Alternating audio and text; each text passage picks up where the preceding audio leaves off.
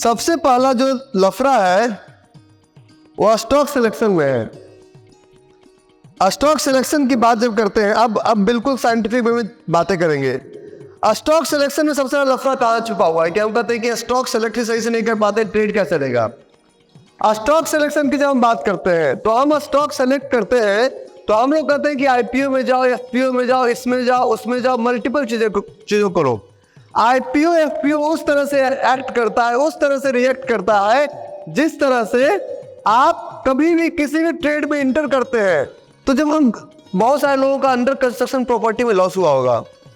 Under construction property में सिर्फ और सिर्फ पेपर बिकता है ना।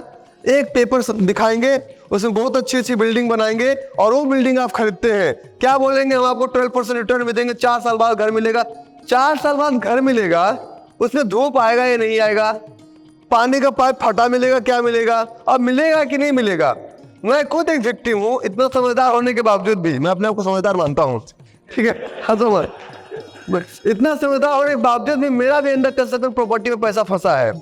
उसी तरह से आपका आईपीओ है, मतलब आप जो है इनिशियल पब्लिक ऑफर, मार्केट आपको एक ऑफर देती है। कभी आपको इन्फोसिस पे ऑफर नहीं मिला, कभी आपको टीसीएस पे ऑफर नहीं मिला, कभी आपको रिलायंस पे ऑफर नहीं मिला, लेकिन आपको ऑफर कहाँ मिलता है? आईपीओ में, कि हम इस प्राइस में आपको ऑफर करते हैं, आप उसको एक्सेप्ट करते हैं। मैं आज आपको कुछ शेयर होल्डर्स के बारे में बात करूंगा। शेयर होल्डर्स होते क्या है, शेयर होल्डर्स काम कैसे करते हैं, शेयर होल्डर्स का पैटर्न चलता कैसे है, शेयर होल्डर्स के दिमाग में बातें क्या क्या चलती है, और मेरा मार्केट एक्चुअल चलता कैसे है। हम लोग शेयर होल्डिंग पैटर्न कैसे चेक करते हैं? हम लोग को 2 ही चीज पता था, कंपनी का पीई देखो, पीई रेशियो से मार्केट चलता है। हम तो कभी पीई नहीं देखते हैं। आरबीआई क्या करेगा? अरे आरबीआई क्या करेगा वो आपको बाद में, वो पहले डिसाइड करके बैठा हुआ है अगले 3 साल तक क्या करेगा। उसको अगले 3 साल तक क्या करना आरबीआई को पता है, क्योंकि अगर आरबीआई ऐसे ही इंडियन इकोनॉमी की वाट लग रखी है, अगर आरबीआई इंटरेस्ट रेट बढ़ा देगा तो लोगों का स्पेंडिंग पावर कम हो जाएगा। अगर स्पेंडिंग पावर कम हो गया, खर्च करने की कैपेसिटी अगर कम हो गई, तो मार्केट में डिमांड नहीं आएगा, और डिमांड नहीं आएगा तो मार्केट बढ़ेगा नहीं। तो आरबीआई क्या करेगा, क्या नहीं करेगा, कैसे चलेगा, उससे मार्केट थोड़ी चलता है।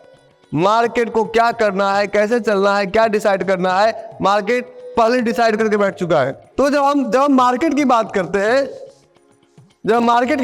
हैं, तो हम एक और नई बात बताते हैं। हमने कहा आपको स्क्रीनर.इन देखिए। स्क्रीनर.इन पे 100% भरोसा इस वजह से नहीं है क्योंकि फ्री है।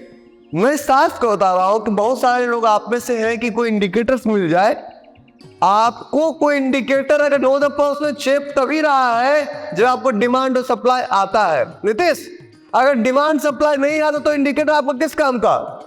डिमांड सप्लाई अगर आ गया फिर इंडिकेटर किसी काम का नहीं है, और नहीं आना तब भी काम नहीं करेगा। सही।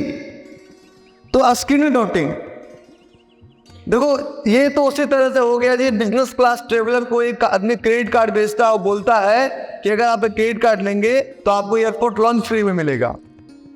अरे वो बिजनेस क्लास ट्रेवलर है, फर्स्ट क्लास ट्रेवलर है, उसको एयरपोर्ट लॉन्च ऐसे ही मिल रहा है। तुमको उसमें यूनिक प्रोडक्ट लाओ, लॉन्च तो ऐसे ही हमें मिल रहा है, हम लॉन्च का क्या करेंगे? हम स्क्रीनर.इन इसलिए भरोसा नहीं कर पाते हैं क्योंकि स्क्रीनर.इन फ्री ऑफ कॉस्ट है।